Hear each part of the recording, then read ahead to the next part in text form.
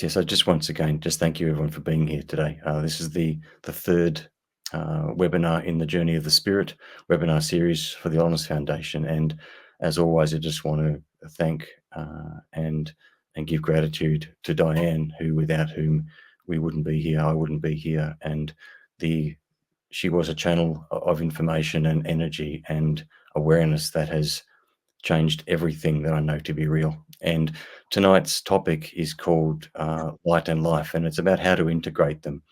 And I was told to use this topic tonight as a forum for discussion. I've had some questions come through from a couple of people, so we will answer those questions tonight. They're very pertinent questions. Um, and I think one of the most important things is integrating light and life, because without that, nothing can happen. We even mentioned briefly about the Gateway Project, which will be an ongoing discovery group around how to access our deep inner memories, how to travel beyond our consciousness, and how to recall and how to interpret everything from dreams through to experiences. The Gateway Project is going to be something which extends into 2026 and beyond. It is going to be an ongoing commitment, and it's an ongoing project. And that is all about integrating life and light. We are light, that's all we are. We exist within a human shell that is encoded with life. With that much is very clear. But awareness comes from within. Awareness does not come from the brain. It doesn't come from anywhere but the heart and our energy field. And we have to understand how to harness our greater memory. The greatest barriers to integrating life and light is fear. It is the separation and the belief of separation, the illusion of separation that manifests as fear or self-interest or measurement, doubt. Now, whilst these things are very normal as a human being to have doubt and to have uncertainty at times, we all have them, we've all had them, and we all have them again. But it's where do we draw from to override or to see through or to understand who we are, what's happening? I find over the years that the confusion that comes from not understanding what's happening is a very divisive thing. And it's a very powerful thing when someone is afraid that we lose connection to what is inside. We lose connection to what is real. Or so we think. We can't be disconnected, but that's the perception, is that we lose connection. So tonight is going to be about how to integrate life and light. And I hope that after tonight, we have a very solid foundation from which to build the next webinar. And I think the previous one about the structure of space was powerful. It was complex. We want to build on a lot of parts of that into other webinars. But it's a very powerful thing, an interesting thing, that it was only early in the week I stumbled across something which I guess it's a part of the topic of integrating life and light. We talked about patterns before when some people were just logging on. This is a program. This is not real. It is a construction of light codings and life itself. It operates through time, the illusion of it, and it is an environment that once we understand its true nature and understand our true nature, we want to be able to harmonize with the light and then live our life in a balanced way as best as we can. And everything has a place, everything has a purpose. I was told to do the structure of space webinar and to go through the diagrams that we did. It's important to get a baseline, and as I said, we need to expand on that a lot. And then after that webinar finished, after I'd finished doing the video production, I was told to do the next one on life and light, and I thought that's very important. It's great. I'm happy to do that. I really want people to feel that they can harmonize between the two. And it was only a few days ago I was researching a topic that I was looking at, one of the many topics for the real illusion that I'm slowly compiling. And I came across an energy that spoke about 20 years ago. And this was a very, very, very powerful energy that spoke, because I think it was on the 12th of October. My apologies, 12th of October. The 12th of October, I had an energy arrive and spoke, and it was so powerfully different. It reminded me of something that had happened with Diane many years ago. And then when I found the document, I read through the transcript of what this being had said about the future and the power of what was coming, which of course is everything that happened with the shift. And this being spoke about a time in the future when things would start to, I guess, in my words, not theirs, reveal themselves a lot more. And they spoke about the structure of space and life and light. They actually mentioned the two topics that we have done in this session and last session in this document around 20 years old. Mm. And it's things like that that the beauty and the power of experiences that have happened over the past 30 and 40 years, if we could harness all of that, you would see things very differently. So what I want to do is help everyone to find that within themselves, because we all have the answers and we all have the connection, and everyone here is preciously beautiful in the light that they are. The human drive to understand more, the human need for sovereignty and freedom, and all of the things that make us align to our real being, our real energy of light. And so it's really about the integration. And I think where it starts for me, we're going to just go into it. And I would love people to jump in with questions if they have them as we talk. And I would really like to explore this in more depth. And then we have, I think, 7 questions that have come through, and I will get to those a little bit further on in the session. And before I forget, just before I forget, I have created a Telegram channel, the Alonis Foundation, and I think with all the difficulties lately with emails, because my emails are regularly blocked and regularly ending up in people's junk or just never even sending at all. So I will be releasing the next one on the Telegram channel as well as the email. And so we can obviously check the Telegram channel a bit more regularly, if that's the right venue. I think it is, because obviously it's not being constrained by email uh, protective layers, I guess. So that the Alonis Foundation is now a Telegram channel. It's empty at the moment. It's just been created today, so we'll use that in the future as well for correspondence.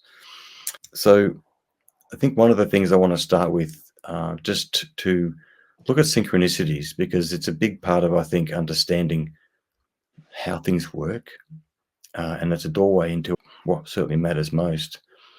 And it was this morning, so today's the 22nd of October, obviously, and this morning I woke up at around at 4:34 a.m., which is, of course, is precisely the time coordinate when Diane passed away. The shift that occurred was 4.34 minutes long, and there's a entire discussion around why it's 4.34 minutes.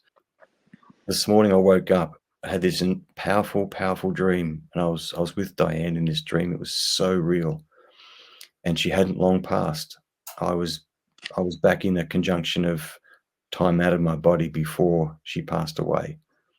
She'd woken me up early in the morning, out of her body, and I got out of mine. And today being the 22nd of October, in terms of the real calendar, I've mentioned this before. In terms of the real calendar, this is the 5th month, because the real calendar starts in June. They've always said that their year starts in June, and that's very significant. When we look at number patterns based upon the real calendar and not the Gregorian calendar, there's a lot of things that line up, and so today is the 22nd day of the 5th month. And of course, if we look at the year, it's 2025. So today is a 225 within a 225. And through the night, 4:34 a.m., I found myself waking up and speaking about an experience where I was with Diane, and it was the moment we had to part out of our bodies, and it was just so beautiful and bittersweet at the same time. But I had traveled back to that point, and the reason why 225 is important in that sense is, you may remember from the structure of space last webinar, where I gave you the circle with the cross in the middle. It's called the quadrant system, and you'll hear me talk a lot about the quadrant system, and about the 5th formula. So just to recap very briefly, as I just sort of segue slightly to illustrate that point. So remember, so 225 is today in the year 2025. So there's a 225 and a 225. So we talk about patterns. And this morning, when I woke up and was talking about it and realized the synchronicity of the dates, it's important to understand that the quadrant system, which is of course two twos, it's a quarters of a circle. That is the core structure of creation. Two formulas, two greater formulas, two lesser formulas: inversion and creation, matter, antimatter, light, dark, masculine, feminine. Those four sections of a circle with a cross dividing and creating four sections, that is called the quadrant system. Now, the quadrant system is the balance of all things. Once all four quadrants align and resonate and match, then of course you have a fully operational creation chamber, which is ideally what created the original program. And those four quadrants, which of course, as I said, dark and light, masculine, feminine, that's where the formula created what everything that went wrong. They disabled the inversion formulas and they only focused on the creation formulas so that the program would keep cycling around and around and keep creating itself multiple times. And so, and I've said before as well, that's why in this world there is a gross imbalance towards masculinity and a lack of femininity. And so, of course, the feminine is the inversion, the inward, the intuitive, the antimatter, the light aspect. And when we look at a quadrant system that has all four areas matching, masculine, feminine, balanced, the cross in the center, of course, is the fifth point. And so the fifth point is the fifth formula. The fifth formula is the access point that allows for us to access the gateway, which is, of course, is the portal within the space and within our own beings that gives us access to our real energy and to the real space. So the point with that is that this morning, on the 22nd day of the fifth month in the second millennium, second decade, fifth year, I was taken back to a point just before Diane passed, and that was a point where the shift occurred, where everything was aligned perfectly. And so my point with that story is not only is it an incredible conjunction, but my point is these are the things that are so important to look out for in your life: alignments, patterns. We all have personal patterns. We have personal alignments. If you take the time and you are observant and patient, because it takes time to identify the patterns, you will find patterns in your life that align to greater cycles of your energy, to smaller cycles. You will find patterns that align to your signature of sound. And so part of this integration of life and light is to understand that we exist in a program. And in that program, we have to harness the light that we are. And to do that, we have to understand and truly believe that we are in a simulation. And I'm not going to ask people as such, but if you don't know that you are light, and if you believe that this is real, it's tough. It's really tough, and it's even tough when you do know that it's illusion. But the most powerful thing is you are all light, and that is all that you are, is light. And we exist within a place, as you saw in the last webinar, where we are on the edge of what we call duplicate space, which is where everything went so wrong. Duplicate space is, of course, why we are here. We're here to access duplicate space through the night. And the greater part of us, the light that we are, moves through this physical illusion into duplicate space. And that's where the real mission, the real work is. And so we are a holder, we are a caretaker of our light, but we're integrated with it. And so doubt and fear are natural for a human being because a human being is limited. It's a divisible layer of consciousness. It's not a light structure. It is a conscious vehicle, and it is moving through time. So it has a very limited version of reality. But that's only the human being. And if you believe you're a human being and mostly a human being, you may find it very challenging to integrate life and light. I don't even exist. And I'm saying that quite seriously. I'm not saying as a metaphor. I'm not saying it as an ideology. I do not exist. I'm a memory shell that's looking at you right now from a greater part of me through me talking, but I don't actually exist. Now, I still have feelings, I still have a life, I still have ambitions, I still need to build the foundation, build the gateway center, because my being vibrates with what I'm here to do. But I know that my human being is a small part of that equation. And it's very easy to fall into fear. And as I said, even if we are afraid, we don't want to judge it, we want to understand it. And so the ultimate answer to how do we integrate life and light, firstly, we have to realize that what is much greater, and this is something that I ask you to do inside your own being, your own mind, is tuning into a very quiet place inside that knows what this all is about, beyond the noise of the mind, beyond the clutter of our thoughts, beyond the fears. Yes, we need to survive, but let's put that away for a moment and let's look deep inside at what do we know, and do we trust it? Because there's a lot of difficulty in integrating because of the memories that we hold where things failed, where things were deceptive. And some of the questions are even based around those themes. And so I need to talk about the memory we hold. And right now, I hope at some point here everyone is able to feel a presence around them, within them, because we're not alone anymore. If you can detect that in your own space, wonderful. If you can't, that's okay too, because it's there.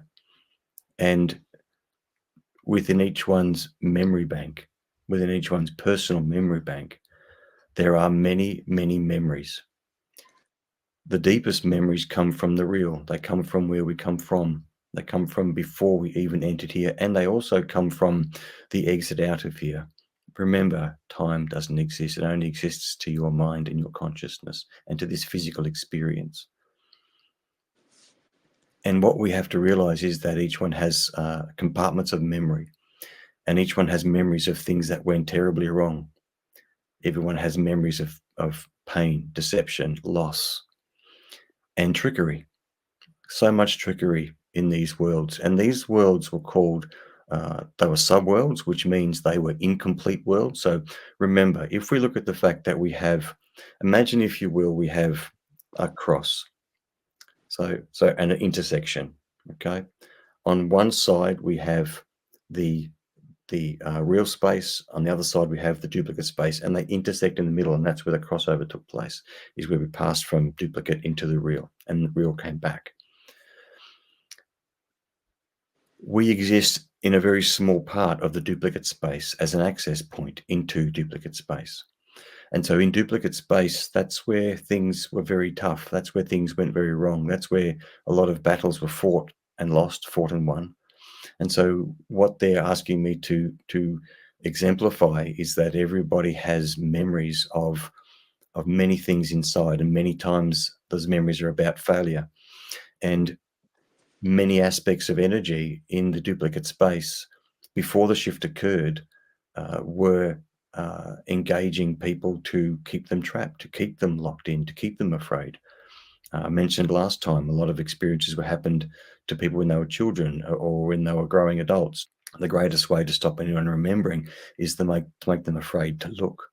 If you can look, and if you take the time and the trust to look into your own being, deep down all you are is light. But in between the light of what you are and between that and who you are, there are many memories. And what I would like to share with you is those memories are obsolete. The ones that we have, they're very real, but the ones where we failed, the ones where we tried hard but still failed, the ones where we were a part of incredible experiences that created great trauma inside of us, the ones that make us aware of just how broken and corrupted this world actually is.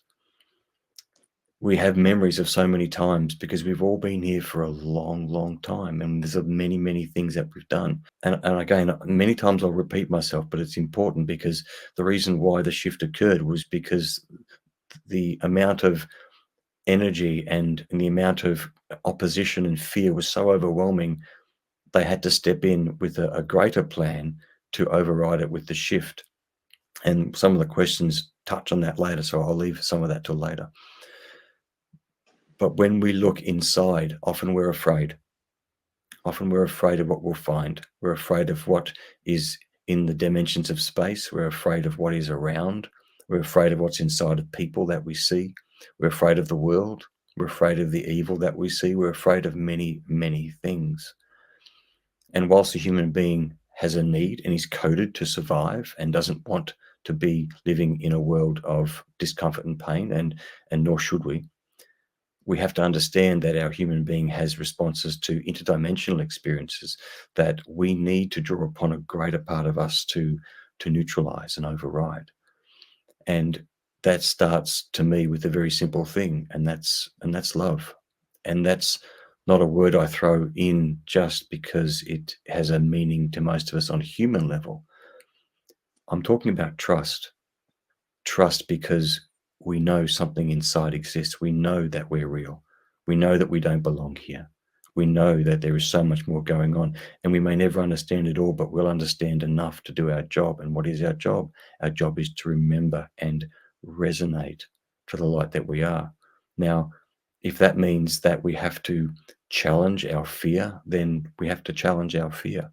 And the best way to challenge your fear is to realize it's also an illusion born from memories that are no longer valid. And so that's a very powerful point because I've taken great length with different people online and through these webinars that we have all been through a lot, but the shift changes everything because the shift connects us to home, which is why the Gateway Project is now allowed to go ahead because it's time to open up the inner memories that we've got. One of the most powerful things that I've ever encountered when Alonis, Michael, Amon, he, others spoke was the power of their grace, the power of their love, the power of their awareness of all things. And so often we would ask so many questions based around the human need, and we need to ask those questions because we're human in this memory shell. But we also have to be aware that if we do believe there is a greater plan, if we do believe that there is a greater source of something, and we'll go into that a little later with the question about God. If we believe because we know, not believe because we think, but if we believe because we know, then that is a deep and very, very powerful knowing that has the ability to override everything. The questions only come from the human consciousness. And very often, Alonis would say that if you're asking questions, you're asking from the human being, if they're around yourself and your life. But if you're asking questions around the greater plan because you know it, you feel it, then that's a different thing. And whilst we have the right to ask questions as a human being, of course we do, it is still about being aware that there is something so much greater inside each of us that's able to rise up and is able to come out and understand. And it doesn't mean we understand the intricacies of everything, but it means that we carry ourselves with an awareness that whether it's speaking to someone, whether it's dreaming, whether it's resonating to a higher energy in your life, that you find a center point. I often say it's like a flame that burns in the middle of a storm. It's actually a meditation I use with a lot of people, being the flame that burns very gently in the middle of a storm. Everything whirls around chaotically around us, but the center point, the flame, never shifts. It never changes. And I want to make sure that as we start to talk about this, that we look at the fact that your light knows the answers. And if we're afraid of digging deep, if we're afraid of what we might find, I assure you, and I can guarantee you from a life lived, that it's worth the effort. It's the most beautiful experience. And I think everyone here is looking for experiences to help them validate what they feel, whether it's dreams, whether it's out of body experiences, whether it's interdimensional contact of the most profound kind. These are experiences that we can all have. If I can share an experience, and I'm just mindful that if there's any questions come up, I'll jump into them. And a few days ago, I found myself in an experience where this is going to sound quite extraordinary because it was. I was spinning in space in a small pod. It was spinning at 14,000, and of course that's a coding construct, 7,000 facets of matter and antimatter. It's a coding construct. And I found myself spinning through space, and I ended up on the edge of New Zealand on the South Island talking to two men. And then a lady arrived, and we were talking, and they were able to walk across to Antarctica, across a bridge of land. And I went across, and I saw a city.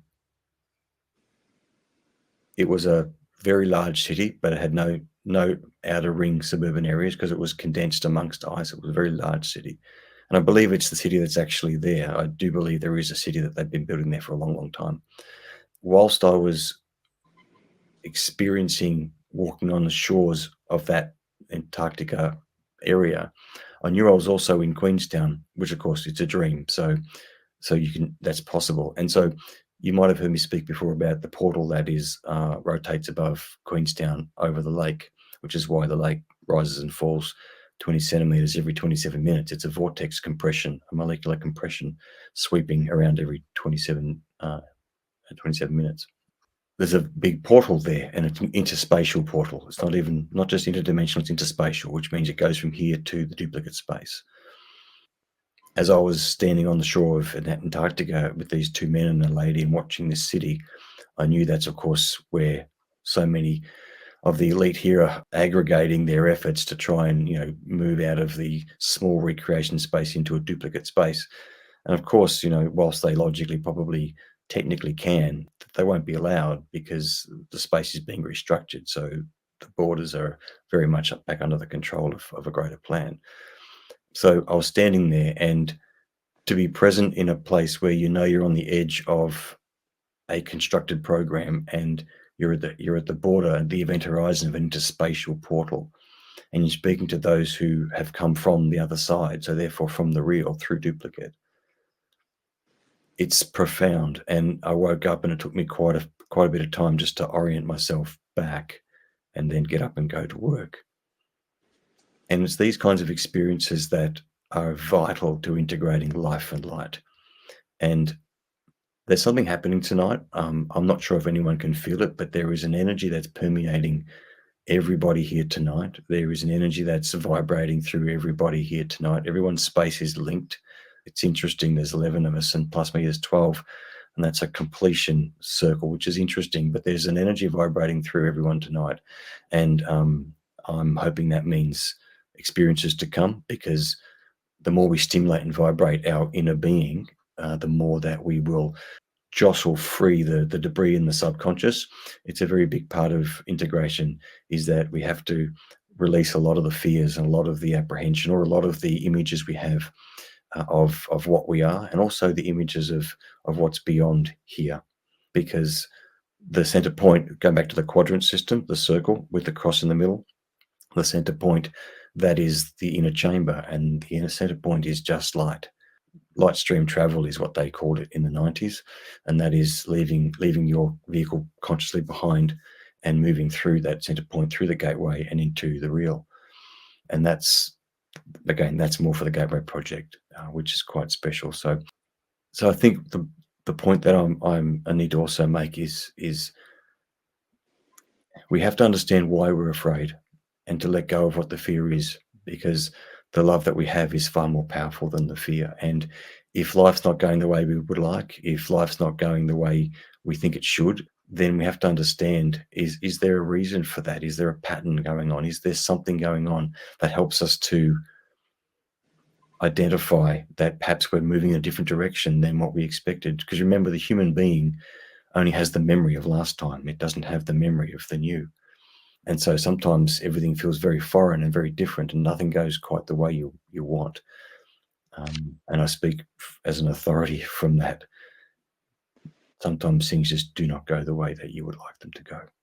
And everything from Diane's change of direction, which they told us about in June 2018, which came to pass, to shifting to New Zealand, and things don't go the way you think, but you look back, if you map it out, and if you look at the times, the dates, look at the pathway you've taken. There's a providence in it and there's a beauty in it, even though sometimes it really hurts. What I'm saying is, in a broken system, for a greater energy that loves you more than we can possibly imagine, to get you to where you need to go, sometimes the path's a bit rough, and that's an understatement. And so I guess it's about being open to touching a place inside that is deeply precious, and being able to trust that what you are inside knows, and to listen to your intuition. There was a discussion not too long ago where there was a question asked around, why don't I have all these experiences? Why don't I get the big flashes? Why don't I get the visions? Why don't I get the dreams? Why don't I get the things missing and the glitches? And one of the answers to that question is trust. A lot of people have intuition but don't listen to it. You won't get the big things until you trust all the little things that you feel. So feelings are important. Quietening your mind, trusting your feeling. If you need to do something, go somewhere, then trust it, do it. There's a reason. If you feel it, it's real. If you think it, question it. But if you feel it and it matches, and they're almost like qualifiers, because the more you show yourself evidence and validity in trusting your own energy, because each one has reserves of memory that get in the way of the light and the life integration. It does come down to letting go of the fear and trusting. And it could look like anything for anyone. It could be a minor course change in your life. I feel like I need to do this rather than that, but you don't do it because it's not what you normally do, or you don't do it because you're not sure how you look, or you don't do it because you're not sure that if you follow it and you don't see the reason for it, somehow you feel like a fool. These judgments and these measurements, if you want to expose yourself to the greater wisdom of your inner light, you have to expose yourself to your own fear of failure. And fear of failure will always stop intuition and will always put a cork in the bottle of the free flow of a greater light of what you are. Diane taught for many years intuitive development, and it will be a part of the Gateway Project, intuitive development, that I'll be teaching as well, because it's important to trust your intuition. It's important to get to know, how does your sound feel? How does your light sound? What does it feel like when tuned into your own being? What does it feel like? What words, what pictures, what sensations? Because those things help us to shift up gears away from logical thought or just general intuition. We all have a sixth sense, and I hope we will follow it, but there's a deeper commitment, and that requires trust of your own being.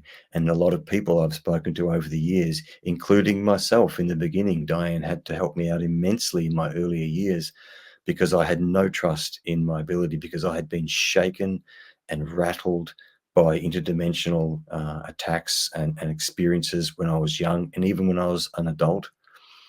And it was very troubling and very frightening. And all I realized in the end was that I was afraid of myself, because that's all they do, is they make you afraid of yourself, because they're just shadows.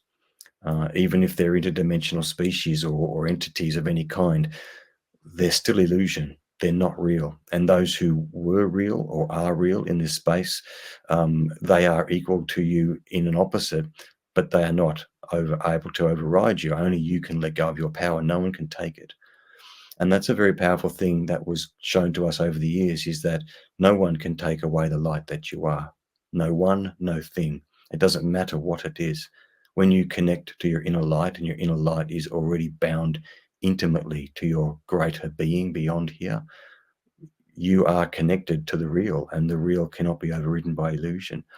And to have, I'll use the word trust in that, is a very powerful place. It's not a loud place. It's not a place of ambition. It's not a place of ego. It is a very still, very quiet, and a very profoundly powerful place of absolute knowing. And it's a knowing because you remember something so powerful, that is so beautiful and is so real, that nothing compares. And even if you wake up and there's an unpleasant dream because you remember an experience, or you wake up and it's a beautiful experience, your response is the same, because you respond equal to what you are. And so trust and investigating into your own energy and stepping away from the fears and thoughts of the brain and the self. We have to give the self its space. We're allowed to cry. We're allowed to be afraid. We're allowed to be questioning. We're allowed to be, I guess, unsure. That's a natural human response at times. But as Alana said very powerfully many years ago, the ultimate response is no response. When it is what you observe, what you see, what you feel, it is what it is. And you are able to act without reacting to memory. And that's the memory inside us and the people around us and the world around us. I don't like what I see around the world around us. It's terrible. It's so unnatural. It's horrific in many regards. But we were placed in the places and the lives we were placed in as a part of the program to do a job. And the greatest way we can even love anyone who's here, illusion or not, because love is still love, is to do our job. And that is to resonate with love, with the greatest trust that we can harness within our being. And that means to believe in what you are more than you believe in who you are. And if you can do that, believe in what you are more than you believe in who you are, then the energy of experiences will change. Your trust in your abilities will grow, and the power of your memories will start to return. Because I believe that's what everyone needs and everyone deserves, is memories to return back into the conscious waking state. I spend a lot of time documenting these memories, and I'm going to put them together into a book in the future, because there are so many that I think experiences which would help other people explain their experiences. Diane had so many experiences which helped me understand mine. And so we have to all share. And so that is probably how I'd begin to talk about the integration of life and light, because light doesn't need to integrate into life. It doesn't need to do that. Light is light. But life needs to let go of what it is to experience what it really is. So when life lets go of itself and realizes that all it really is light, experiencing itself through life, then integration is already happening. And then light will share itself in different layers. Light releases coding, stages at a time, which is why patterns, cycles are important. Birth dates, natural patterns of your life. Observe how weeks, months, years go by. Observe how numbers affect you. Observe how energy appears and oscillates between being obvious and being absent. There's patterns in our lives, and they're quite beautiful to observe when you know that it's your greater energy regulating your awakening. So there's no effort required, but there is a release required. And it's a powerful thing and very much worth the love and care. Before I go on to perhaps answering some of the questions, which again, everything has its place. These questions are all relative to how do we integrate the awareness of the light that we are into the life that we live. So what I'd like to do is just read out the question. I'm just going to read from top to bottom as they came through, and then we can either, I can just talk about it and we can talk it that way, or if you have questions, please ask. So the first question is, I'll just read it here. During your experience you related last session, can you talk more about the pull that you felt as you were moving through the vortex? Was it the magnetic force holding you in the hologram, or was it an entity that didn't want you to leave?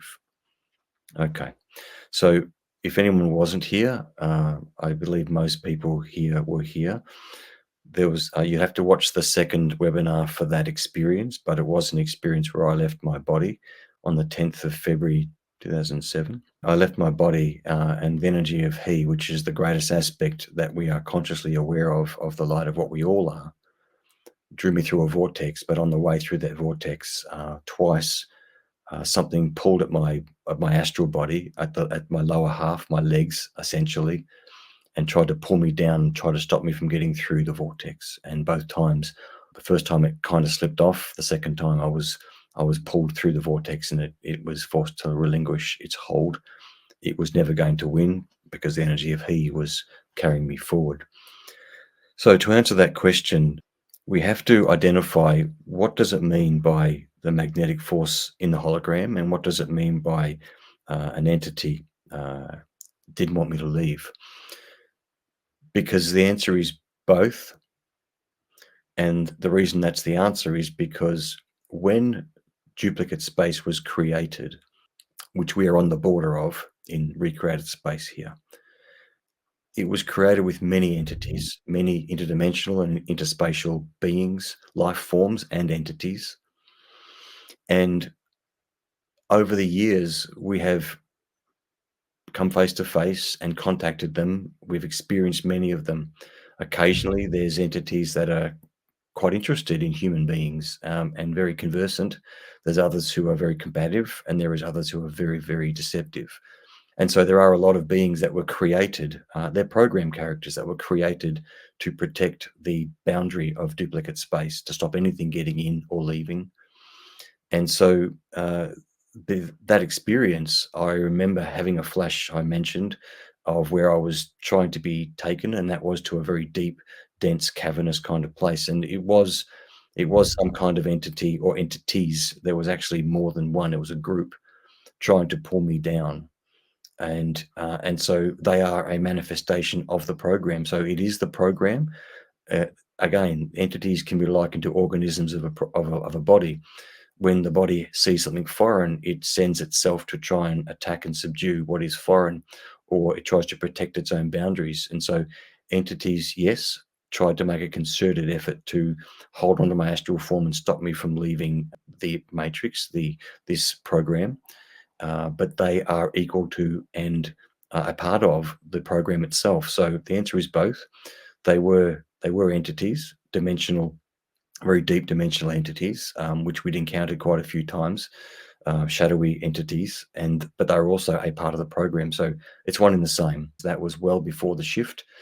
And I've mentioned before, it's important to mention again that the great ones, and I call them great not because they're great in the typical human sense of the word, they are so great in love. They're so great with awareness. They're a greater part of us. They are us. We are them. They are us. But they're greater in all aspects of light than we are as a human being in this recognition of us. And so we call them great ones. And there's levels. Michael Alonis are great ones to us. And Michael, even recently, I found another reference again. Even Michael talks about the great ones. So there's another higher aspect to them as well, which is permutations higher and higher of what is real and beyond the source. And so within that, the great ones carried me through out of this reality into the real, bypassing the duplicate space, which is where the entities resided. They didn't want me or anyone to leave. And of course, this was in the early 2000s. So the great ones had left to use a Star Trek analogy, left the safeties off in the holodeck. So they lifted the veil and they allowed from 1996, they took the safety layers out because they needed us to be exposed to deep, deep levels so that they could then track and trace these entities back to where they were essentially hiding in layers and layers of deep, deep space. As a part of finding out people, they needed to follow them back where they came from. And so they were moths to the flame. And so that happened because they needed, while they carried me across, every time a darker entity or a life form showed itself, they would be monitored, tracked, and traced all the way back to where they came from. And that's how the great ones penetrated deeper and deeper into the duplicate space. And that's how ultimately they facilitated the shift with Diane's energy structure. It was because of all the years of penetrating deeper and deeper into the duplicate space that they knew how to get through it and bypass all of the booby traps and the sabotage attempts that were infested in the deeper levels. And it's an important thing to note that this is why the phrase "where angels fear to tread." If you have an exit point in the space that is the means to your end, that will bring an end to everything that you try and protect, you want everyone to be so afraid of that exit point that you make everyone never want to go near it. And so that's why people are so afraid. That's why religion was created, to create a separation between yourself and the light that you are, to make people fear that if they did 1 foot out of line, that they go to hell. It's such a manipulated and deceptive concept. and we'll cover that a bit later as well, one of the questions. But the entities and the program itself were very good at creating such fear around the exit points that very few people wanted to even go near those exit points because they were too afraid of what they'd find. Subconscious memories, which is what they asked me to tell you about before, subconscious memories that we have in the deepest recesses of the mind that create fear in the consciousness. And those memories, it's time to get rid of them. It's time to let them go, because they are not needed. They're untrue now, and they don't allow the light to vibrate when we are still aware of holding on to the fear from things that are no longer operating. And that's a process. That's what the Gateway Project is about, is to free your mind, to use the phrase from the Matrix.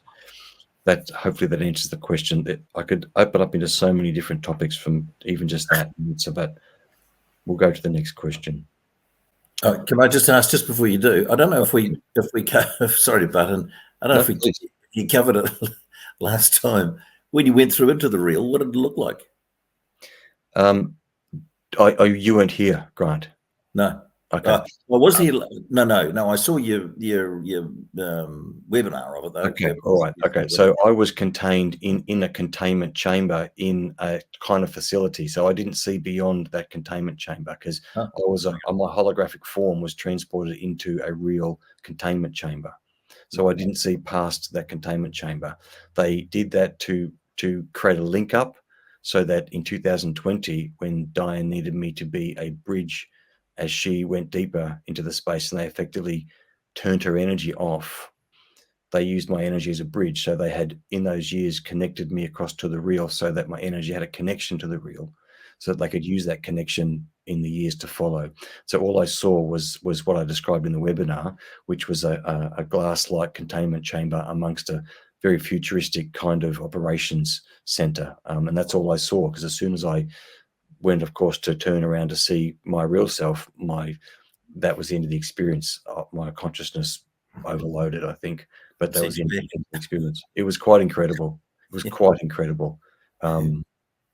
Yeah, and there's plenty of time to talk about those things and more in the project group. But yeah, it's fascinating. Yeah, thank you, Grant. Yeah. Okay, is that okay?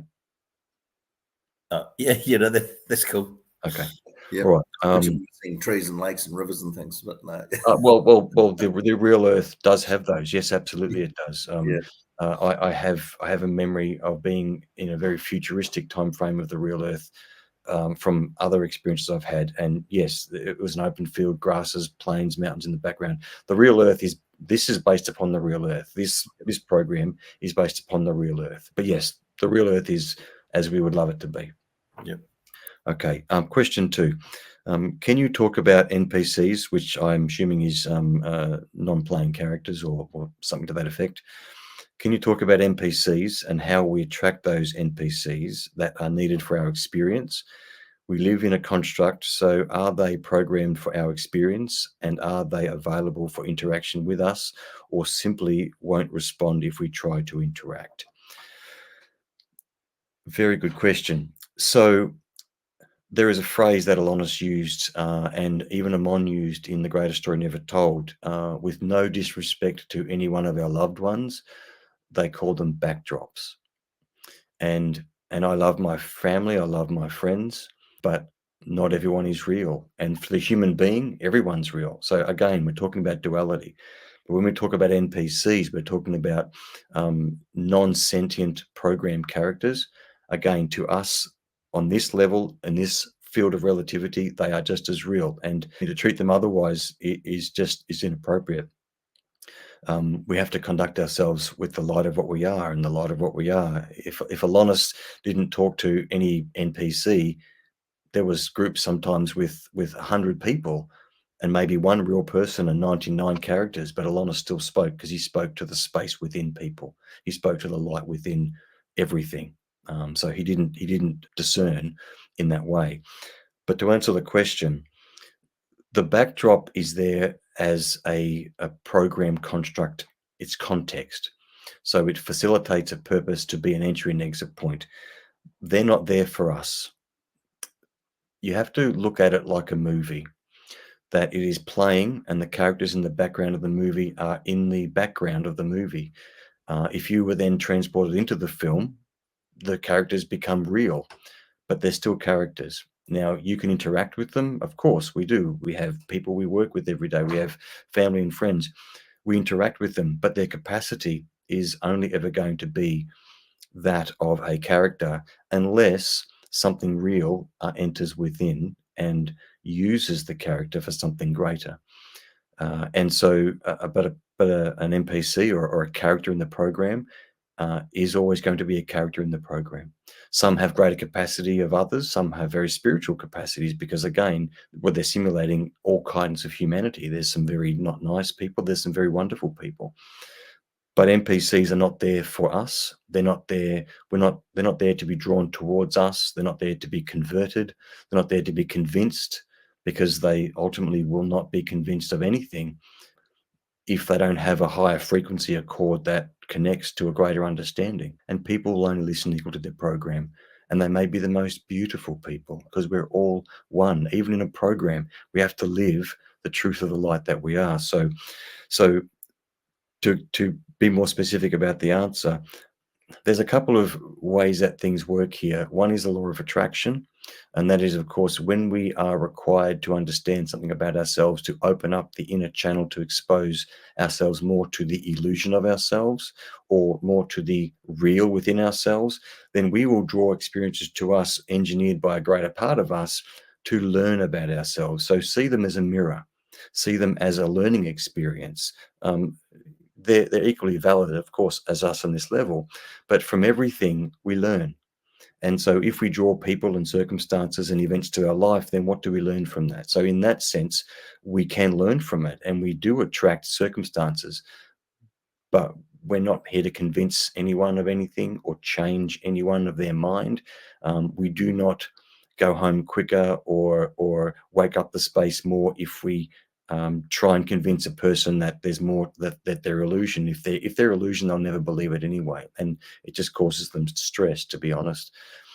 And so NPCs or characters, they are program characters. So Neo walks through the Matrix. He had mum, he had dad, he had friends, he had colleagues. It's the same thing. Treat everyone equal to the love that you have inside. That's how I live my life.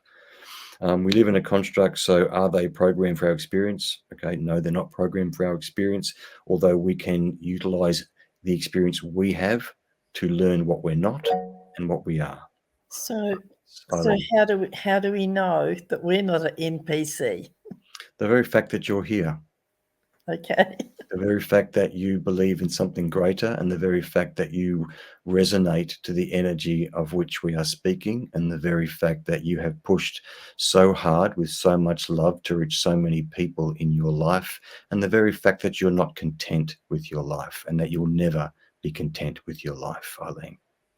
And if that isn't enough, I can tell you, you're absolutely not an NPC. Your energy vibrates to something far higher. The inquiry qualifies the mind. And when we have a deeper part of us, Eileen, resonating, we ask questions. So this also ties into what I said before, and that is the fact that we have to trust. We have to be very aware that deep inside, we are connected to what we are. And I have no doubt at all about what I am. I know who I am, but this is not me. This is my coding shell, if you like. And it's about knowing. And that knowing, when trust comes from knowing, it is the most powerful asset you can have. So I hope that answers your question. Thank you. Okay. The second part of the question about the experience, are they available, interaction? Yeah, okay. They may respond. We've had many people in the groups who we believed might have been real, because sometimes energy lies very dormant and very deep down in the energy field in those earlier years. And so we had some people who we believed were real, but ultimately they weren't. And not that we determined that ourselves, but they ultimately walked away because they stopped gaining from the groups. They stopped feeling as a person that they were being validated, and they were being asked to dig deeper, and they couldn't. And so they lost interest. So programs will always show themselves in time. Okay. The third question, can we affect our programming by purposely doing something out of our usual pattern to move away from the program and thus break away from the matrix? I feel the answer is yes. And as the real, we do this constantly, completely. I think it's a very powerful thing. And this sort of ties back into trusting and believing and intuition as well, in terms of integrating life in your life. If you do something out of your usual pattern, good on you. I would absolutely recommend people really look at the patterns of their life and change things. I'll just give a brief example. The reason I'm in New Zealand is because whilst even though I was deeply, deeply grieving, and everything kept telling me to leave Australia, and I did. I say that as an example that you have to follow and do things that are not normal. If you want to break a pattern and see whether it benefits you. Maybe just the experience is enough to unlock something. So the answer to that one is why not? If it's a program and you can explore different responses, different experiences, why not? Because you're on your way home no matter what. You can't go wrong. I'll say this again over and over again, the words of Alonis. You can't fail even if you tried. And that's because the gateway is open. That's because when the shift occurred, everyone was connected to their real self, which is connected through the gateway to home. And so if you want to break programming, if you want to test yourself out, I highly recommend it, because it'll show you a different part of yourself and bring up a different response and help you to trust your whole energy system, and then keep following it. I would recommend it, because anything that goes out of the pattern of predictability in a program is a good thing. Okay, any comments on that? No? Okay. All right. The fourth question, who or what is God? It seems it's different things according to one's perspective. The only conclusion I can come to is love. All other worship, type of religions, etc., are systems of control, although within those systems, individuals know love. Okay, there's a couple of important parts to this we have to break down. They said that God was a central chamber, not a being, and it's not a being, and it isn't love. God is whatever you want it to be. God is either a power source of dark or light, and God is actually, if we look at the pure definition of what the idea of God is, the idea of God, not the image of God, God is a creative source. What is a creative source? It's not human. It's not individual. It's not a life form. It's not modeled after us. We're not modeled after it. We looked at the quadrant system before. That quadrant system is a four-formula, creative formula of creation and inversion, a perfect balance of light codings that allows life to exist. Those four formulas that allow life to exist in the central chamber are the entry point for a greater source, which enters through the central chamber and creates this program in the main chamber. So God is actually a central chamber of formulas that is a power source for creation. It's not a being, it's not an entity. And so God is a central chamber of energy. It's a function, not a being. And so it's a very powerful thing because, of course, the concept of God was created. Now, we all know that religion is a construction of man. It's a construction of a belief system to enslave and break down human connection to the source that they are. And so God as a concept has been used very destructively. But if we go beyond the image of man, if we go beyond religion, if we go beyond that idea, then the love that's been spoken about in this question, I totally agree with you, because all that exists is love. And the energy of light of what we are enters in through the central chamber and is the essence of light that then creates the energy to enter through the central chamber to create this. So love is all we are, and the light of what we are exists beyond here and enters into here. But the actual creative process itself is a formula and a function of energy that's created artificially. And so whilst we are love, and when we look at are we God, is God us, the concept is accurate that we are all and all is us. But what we are comes from beyond the source. The source is only the entry point and the inception of creation. That's the source. And there's actually more than one source because there's more than one universal realms. So beyond all of that is the light of what we are, and that's the love. And people often confuse God and the source with love, because when we tune into something that we feel that we're a part of, that we feel love for and from and with, if we are responding to the light that we are, then we are reaching beyond the source to beyond creation. If the human being is believing in a God and a belief system that involves heaven and hell, or involves spirituality or whatever, then that's very much an image attached to the concept of love. And so many people who are religious are, I'm not saying that they don't love. Of course they do. What I'm trying to separate is the actual concept of God is a chamber of energy that is responsible for the creative formulas of life. Beyond that is the light and the love that we feel, that a lot of people attribute to God, but is not God.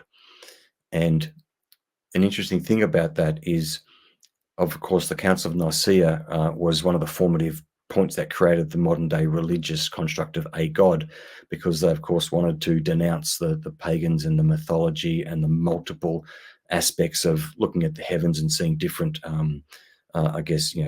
different energies, different identities, different deities of different kinds. And so they wanted to consolidate into one God to create a control system, and so they did. And it's interesting that the star Sirius, which is the Canis Major star system in the sky, that's the dog star. And in the downfall of Zor, in the original inversion, this is sidestepping slightly, but it's relevant. The major star system that was effected in the downfall of the greater being that inverted was the Canis Major star system. The Sirius star system was inverted into the deepest, densest energy of its frequency range, and so a high energy, which is the new Sirius frequency, and the old lowest energy, which is the old Sirius frequency. One became the other. Now, of course, Sirius is the dog star, and dog is the word God in reverse. And so you've got a literal translation of a high frequency Canis Major star system, Sirius star, that inverts into a very low aspect of itself. And the word dog gets converted into the word God, and they form religion around it. So again, a slightly complex topic, but it just shows you that the concept of God that many hold is actually very false, and it's used as a control mechanism.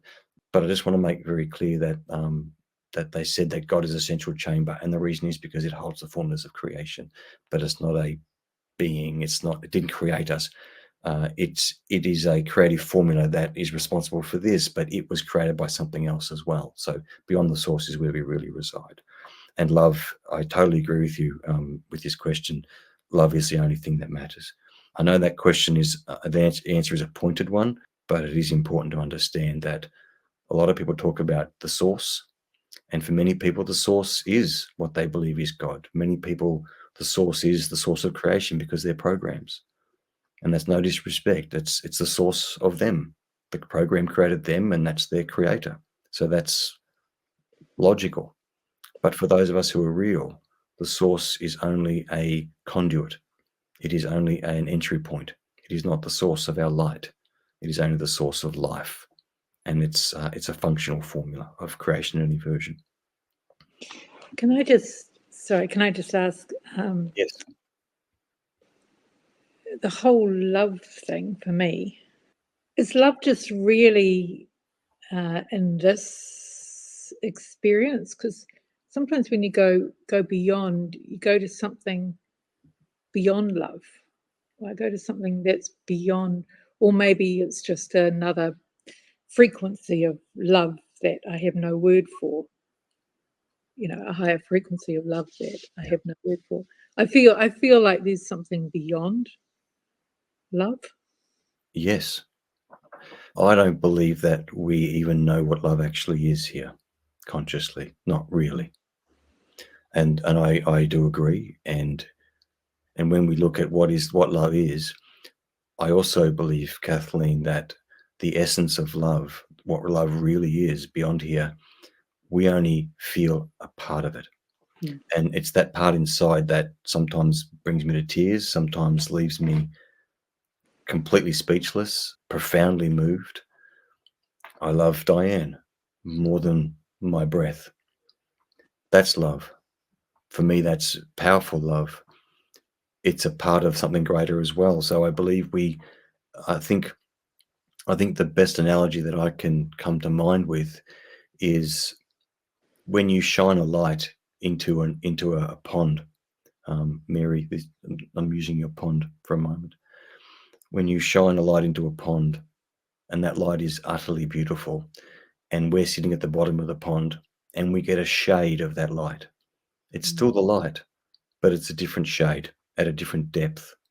It's filtered. It's not as strong, but it's still, in essence, love. And I think the love that we all share in our hearts is the same love, but a very almost like a refracted, filtered version of it. Because again, the essence of light inside is powerful with that love, but consciously we feel it, but it's not what it would be when we leave. And I know that. And one of the questions relates to the light when we die. We'll get to that shortly, because the experiences I've had where I have left here, and I've left here, Kathleen, many, many times, and it's tough coming back. And you come back, and sometimes it's taken me days to recover, just to steady myself, because the love is so profound, and it shakes the human being, because it's just so all-encompassing. And you have to integrate that somehow, which is what we're talking about, integrating life and light. And so I believe that that is probably a good analogy. If we were ever lifted up out of the pond into the air, and feeling the light in its true sense, that's what it really is, but we feel a filtered version of it. I know when Alanis and Michael have spoken, you're just almost stopped with this profound sense of love. And so I agree with you. It is much more than what we realize it is. Can I just add something there? Sure, Grant. One of the best descriptions of that higher kind of love, and it goes beyond even the romantic versions, or I mean, the Greeks had four ideas of love. They agape was the godly love, storge was the familial love that you have within a family, philia was a brotherly love, your mates, and eros was romantic or sexual love. So, but they were very earthly based things. The best thing I've come across to describe that higher thing is actually coherence. It seems mechanical, but when you think about it, when you cohere with someone or something, some other energy that resonates exactly the same you do, you feel at home. Yes, you do. And that feeling of being home, yes, encompasses love, because it's familiar and it's you. Yes. And beautifully put. Yeah, and when something's nearly coherent, slightly different, it has the ability to reflect back a mild difference. But you can both see each other. Otherwise, you completely emerge. That's right, and that's beautiful, because that highlights that love is being at one with. And when you're at one, there is no separation, and this is all about the illusion of separation. And so coherence is a great word, Grant. I do like that, because if something is in unity with itself, and then all of us at a high level of our being are in unity with what we are. But that unity, that non-separation is the key. Absolutely.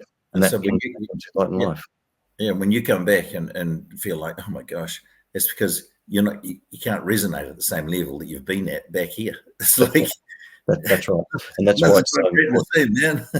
Yeah, and that's why it's so important to integrate. It's so important to be kind to the human being, because this is always, and one of the many things that always overwhelmed me with such respect was, even when great beings speak, the love is incredible, and so the coherence, Grant, is there, and the unity is there. There's no separation, and that's what they would say. There is no separation.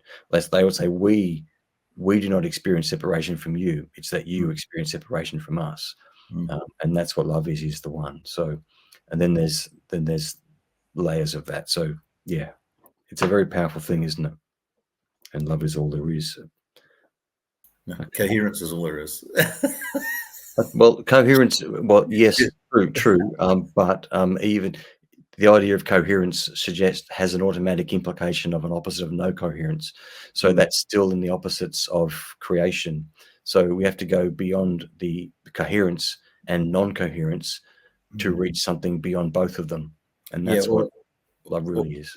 Sure. Or at least rather than its opposite of non-coherence, it's incoherence, which is similarity, but not quite in phase with each other. Yeah. And still within the context of opposing formulas, and therefore beyond that is what it actually is. But then when you're registering what it actually is, there is no image, no word, no label, because if you do try to label it, you take away from it again. So what it is, it's an impossibility to our individual conscious mind. We cannot actually identify it, because as soon as we identify it, we give it an image and we take away from it.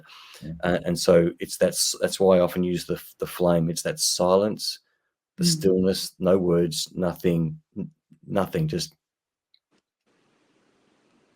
and that's the point of love. That's what I was going to say. It's like a 0 point. It's like a nothing. Nothing. Powerful nothing. Yeah, and that's why it's very hard for us to contemplate, because in its truest form, we are built upon opposing formulas, and so we can't cognitize it and understand it truly, but we can feel it. And this is what we're talking about tonight, is the integration of life and light. You feel that, and you're integrating the light into your life, and that's the key. That's the resonance we're talking about. Okay. All right. The next question. Could you provide an analysis or overview regarding the reported entity or phenomenon designated as 3i Atlas? This is Eileen's question. It's an interesting thing. For many, many years and decades, and even as recently as the past couple of years, I think in 2020 and 2021, there was a grand alignment and a great conjunction that occurred, I think, around about now, I think in 2020 and 2021. They were very vocal about that, planetary alignments, sun, moon. And over the decades, there's been a lot of alignments and mentions of star systems, planets, and similar things. But I got to say, when I tune into 3i Atlas, I'm on board. I'm not interested. They have never spoken about it. It's not been in any of my night travels. It's not been in any of my documents, not in any of my writing, not in any of my thoughts. And I keep tuning into it when I read the question, and I really don't think it has much relevance at all. My closest comment, if by tuning into it before this webinar tonight, I just sat with the question, and my closest comment is it's a distraction. It's a focus point for a lot of people to be busy with that doesn't really mean anything at all to the greater plan.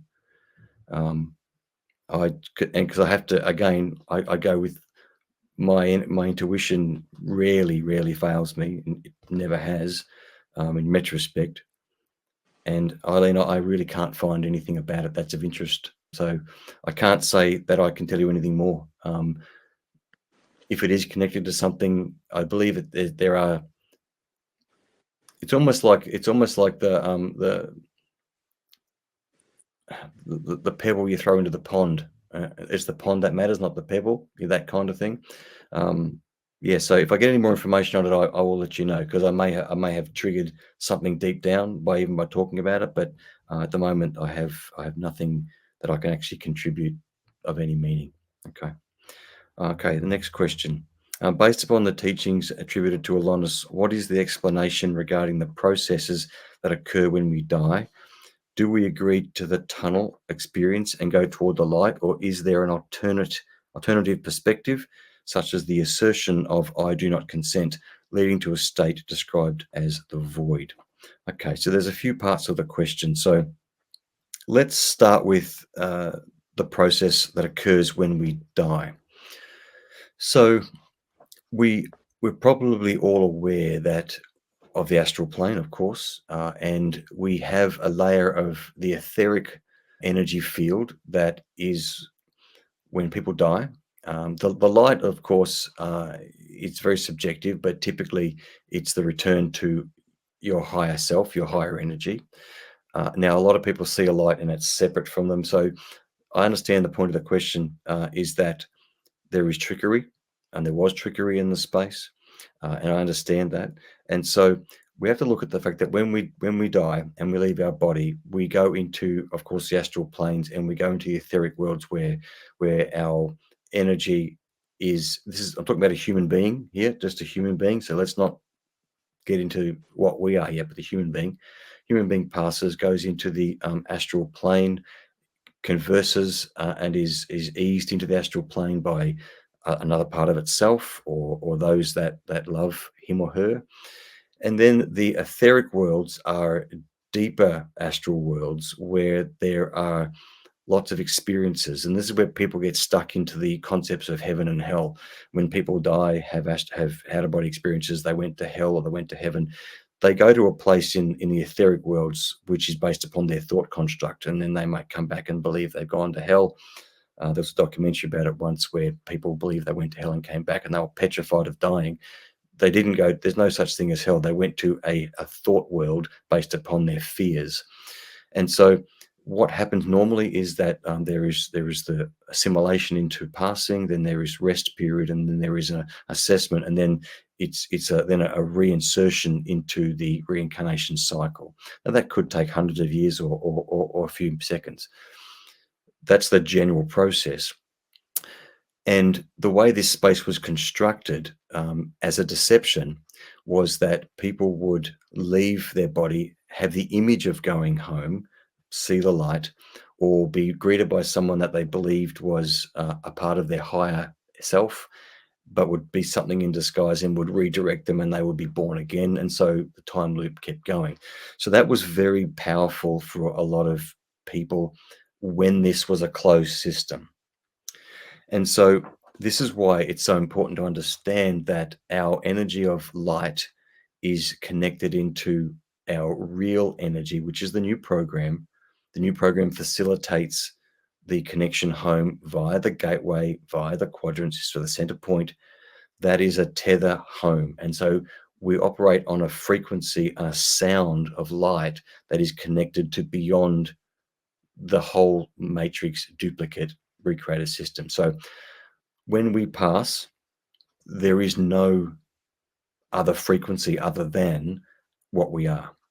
So we bypass, and this is why it's called a systematic bypass. It's called that because we are bypassing the systematic layers of the etheric worlds, the astral planes, the multiple subworlds that exist in this space that we're on the edge of. All those things that would have gone around in circles, all those things that would have taken people deeper down into worlds that they don't want to be in. The deception was based upon getting people trapped in the system. But that is no longer the case, because the energy of the real, the energy of the new program, connects the energy body of your light, which was not connected before. It connects your light body to home. And so, for example, when Diane passed away, I saw a lot of it. I saw her light body. I saw her leaving her body. She came back a couple of days later. She was standing with me. I saw her in her resting place in the gardens that she sat in while she was integrating. And I've seen her back many, many times. Absolutely most beautiful experience ever. And I've seen her in her higher essence that's left into the real and come back again.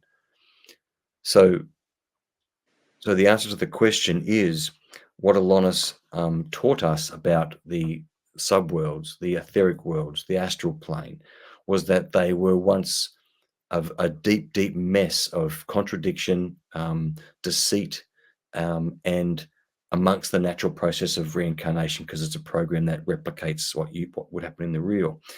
And so when we die now, the only light that you will know is the light that is greeting you from what you are, because it's coming in, it's already here, and comes in to greet you when you leave your body, because it's here already now. It's here now. It connected in. And so there is nothing that will take you on a loop, and there's nothing that would take you to anywhere else, because those places, at the point where you pass away, where any of us pass away, at that point, when we pass, we enter into timeless, and in timeless, everything's fixed up. So there isn't actually anywhere else to go that will take you into a place of deception, because in the timeless space, everything's fixed up. There is no more duplicate time that's actually the way it used to be. And so now the void, I would consider, I'm assuming, Eileen, this is your question. I'm assuming that the void, well, I'm assuming that you're talking about the void as I have experienced it in levels of space where there is nothing. It's an emptiness, and it's essentially a time loop or a timeless place. Is that what you mean, or are you talking about something else?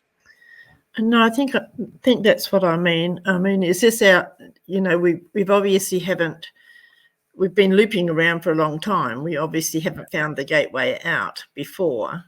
But that's why the gateways found you, because we couldn't find it, because the fear and the deception was overwhelming, and it kept getting worse, and a lot of us, a lot of our people couldn't wake up, and there was too much suppression here.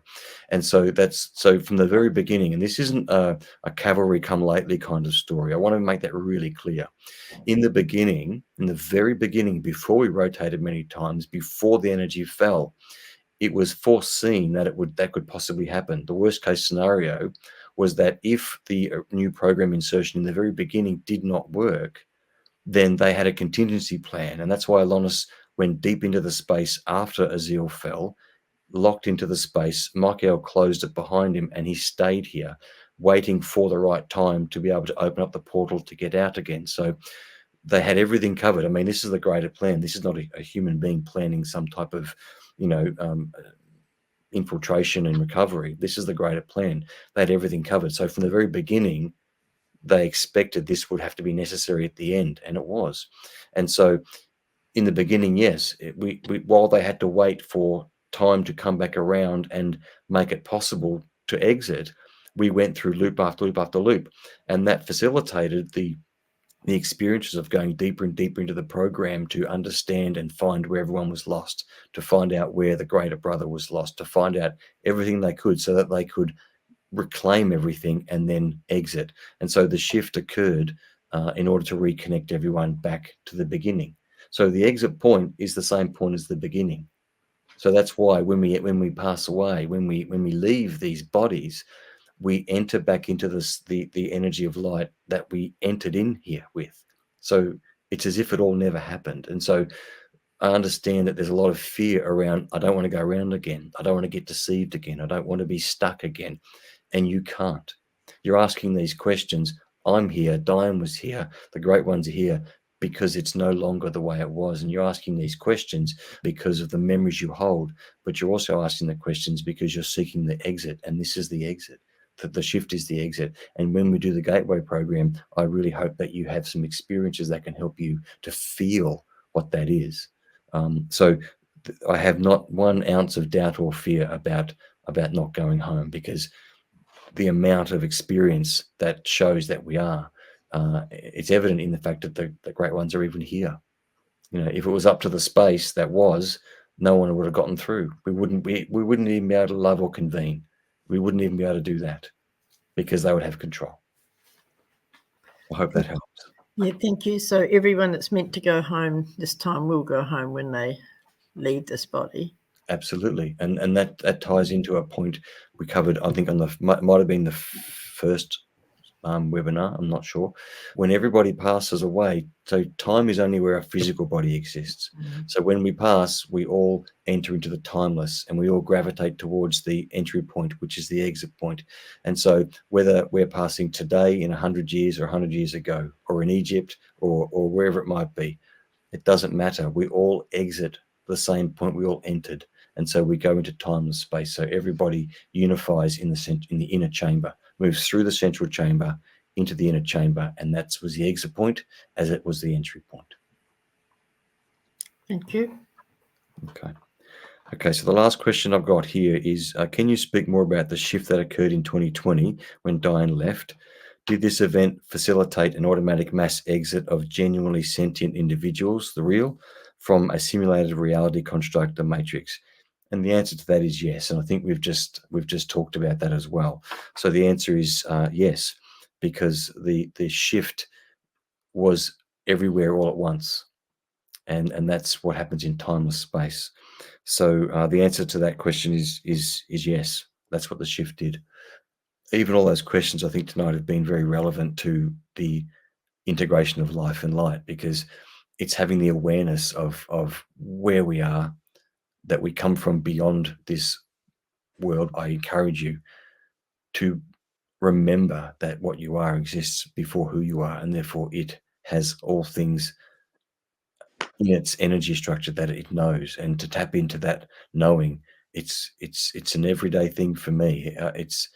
It drives me every day, because you know that you are more than who you believe you are. And I said to a gentleman a little while ago, who was having some trouble with his life, and I said to him, if you either believe in the greater plan or you don't. If you believe in the greater plan, you can't do it conditionally or subjectively. If you believe in a greater plan because you feel it, and it's not about believing it here. Wellness once said to me, Jason, don't listen to the words I speak, but listen to the sound I speak with. And I say the same thing to you. It's not about the words I speak with either. It's not about the words, the concept. It's about the sound, the energy, the light that you feel. And if you know that, if you believe that, then that means there is order in your light. And if there's order in your light, that means your life is following the path of your light. And so if that's the case, then to be aware of that is the most important step of integration. Because if we know our light, then our life will fall into line. And it makes for an interesting journey, I got to say. Very powerful journey. Very powerful journey. Thank you. It all just seems so real, doesn't it? When we're talking to people and interacting and doing stuff. It has to be. It has to look real. If it didn't look real, if we didn't believe it, we wouldn't function. Mm-hmm. And it's no different than a dream. When you're in a dream, it's absolutely real. Now, that dream can be as bizarre from the outside of the dream as you can imagine, but in the dream, it's absolutely real. In that dream, you are relative to the dream, and it's all for a purpose, because your greater mind, according to the dream, has created the dream. This is no different. Our greater mind created this. Mm-hmm. And that's the vastness of what we're talking about. Greater beings that can, every day I'm fascinated. I sit there with a coffee in the morning. I look at a tiny little ant walking across a leaf on my deck. And I just think, my goodness, the way that leaves move, the way the clouds move. And I just think, what an extraordinary thing. And in the beginning, when it was originally created as a training program, to know that there was a group of beings called the Mazadine from a Citron galaxy who created these simulation techniques, it's incredible. It's just incredible. But it is a simulation. And then that's why we were so fascinated to find the GZK experiment in 2016 that I put into the documentary, that showed the pixelation of reality at the most fundamental level. And that's why it made sense of all the experiences Diane and I had when we left our bodies, when we left this reality, when we were into spaceships and had to come back. All these experiences started to make sense the more that the Great One spoke, and the more that the program's inserted with information to help people wake up. That's why it's here.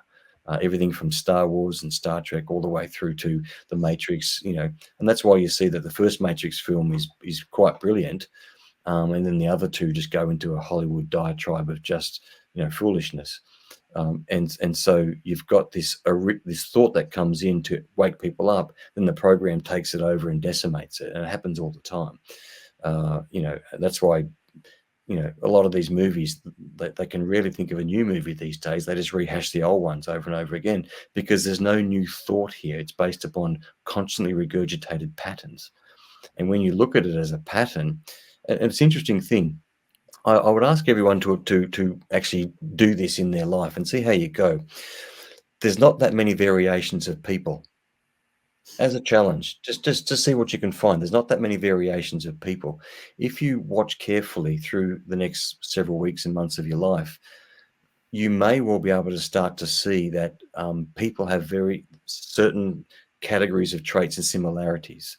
And Diane and I noticed this about 15 years ago, and you can see patterns in people behavior, types of people, personality types. And it goes far beyond just idiosyncrasies and cultural bias and community and psychological imprinting. It goes far beyond that. And so when you really look, is my point, you will see patterns in people, in events. You'll see all kinds of things. And it's quite extraordinary. And the program's always is being changed. I have a version of events in the future that I was given last year that show that the future is not going to be the way it seems to be going right now. Programs are altered.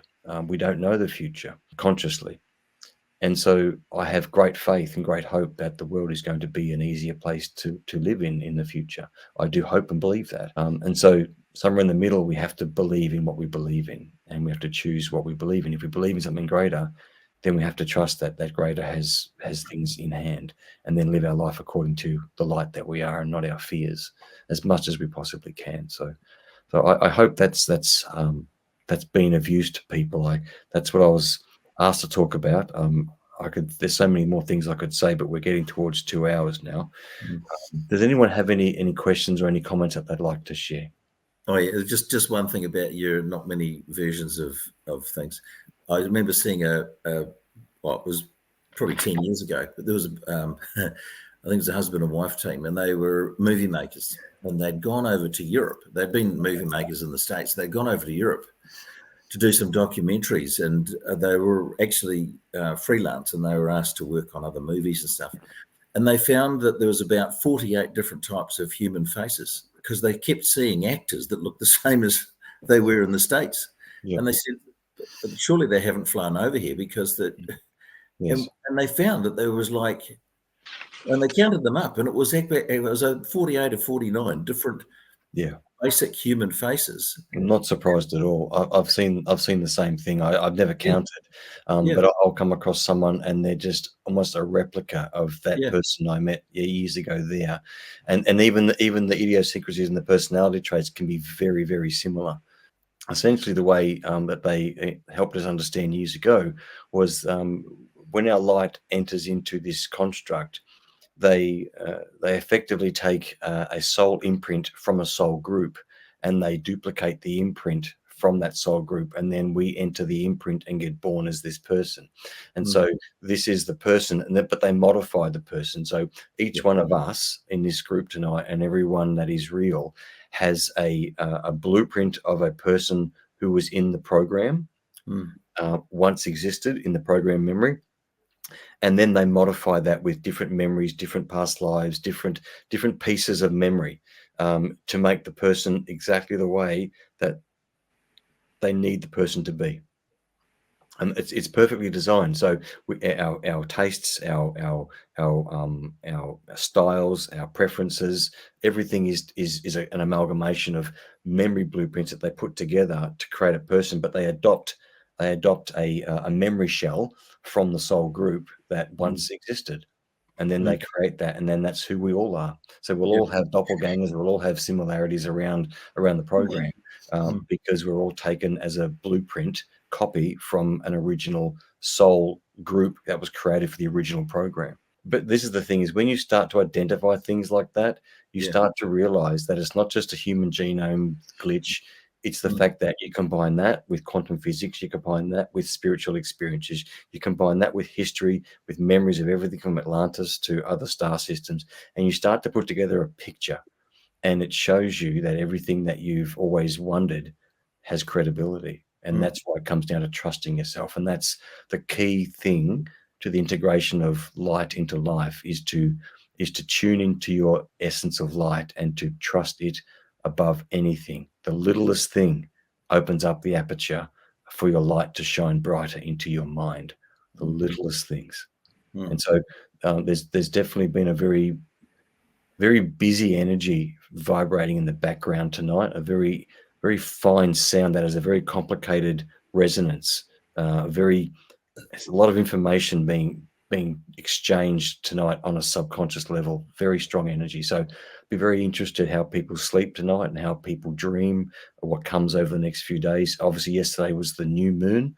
This morning was the new moon at 1:25 a.m. So October is always a powerful month. New moon's always important for new coding activation.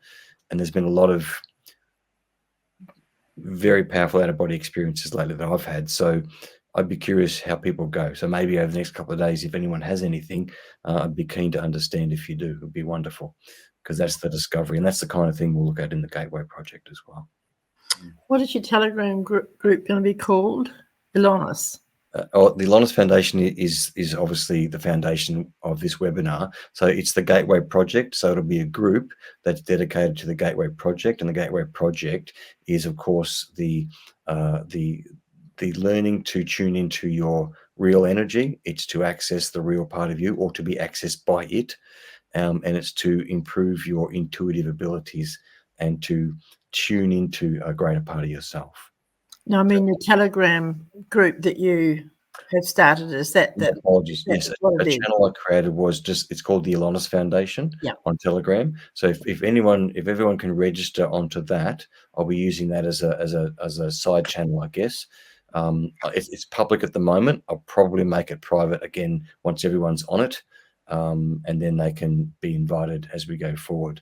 I'm not sure whether leaving it public is a risk to a lot of the stuff that goes on out there. But anyway, I need to create, because most people are not getting the email from what I can tell. I've probably sent out, I think 4 times I've sent it out, and still people aren't getting it. So, and it's not even in their spam, so it's being blocked at the servers. We'll just keep trying. We'll just keep using other channels. So, okay. Is there anything else that anyone would like to share or say or ask? Yeah, can I just so we're doing like life into light, and so you're talking about, when we pass, we go into the timeless space, but everything, all of our experiences, whether they've actually been our experiences or not, the Atlantean or the on planet, off planet, whatever, that's in that timeless space too, because it all, on one level there isn't time. So really all of that is collapsing. I feel all of that is collapsing back into the light. So I have an image of, say, all of these things that are like all these experiences, da da da da da da da, and then I get the image of it just being like a line. So to me, it's sort of like it's come to a point where time doesn't exist. So then it feels like it's all just being gobbled up by the light. Well, perhaps I think we're talking about maybe 2 different things, Kathleen. I think I believe what you're talking about is the inversion of the program into the central chamber. So that's the activation of the inversion process that takes all of the worlds that exist within duplicate space. Once everyone's out of here, once everyone's going home, and then the space is inverting and the program is inverting, that is a coalescence and a convergence of light. But that's not the light of what we are. That's the light of creation in the space of this program.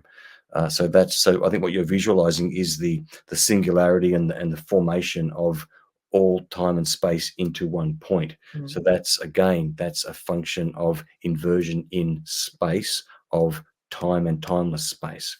So that's what I believe you're talking about. And then alongside that, the essence of light that we are comes from beyond that. So it leaves through that and leaves beyond that back to home.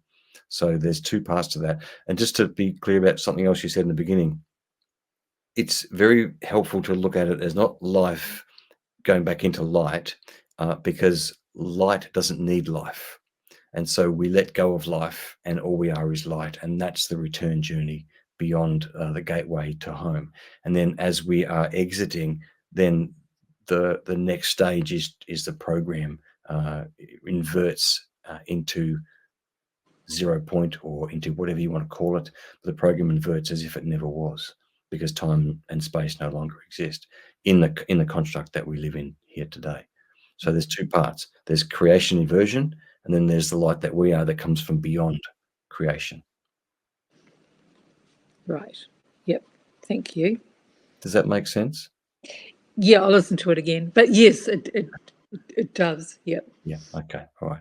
Yep. I think that's a powerful thing is that the new program has reinstated the inversion formulas, and that's why it's so important for the feminine to be realized, which is the intuitive senses, for the female, the energy of inner journey, the intuitive ability in the world as a manifestation of that, and also as individuals, is to have the intuitive energy that's activated. So the light, the evolution of light, is another way to call that, to be activated.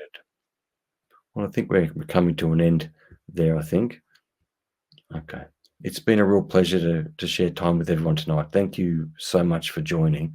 I hope it's been helpful again. I hope it's been insightful, and I hope it's helped people understand that integrating life and light is about drawing upon the essence of light that we are, and allowing it to be the center point of our life. And we have to respect our life, because we're here for a reason, but the driving force is the light within. And so when we let go of life as our primary focus and allow our light to speak more loudly, and that aperture opens, and then we can expect a greater connection, because that's what it's all about, is a greater connection to the light within. So it's been a pleasure. And if no one's got any more questions, we'll probably leave it there.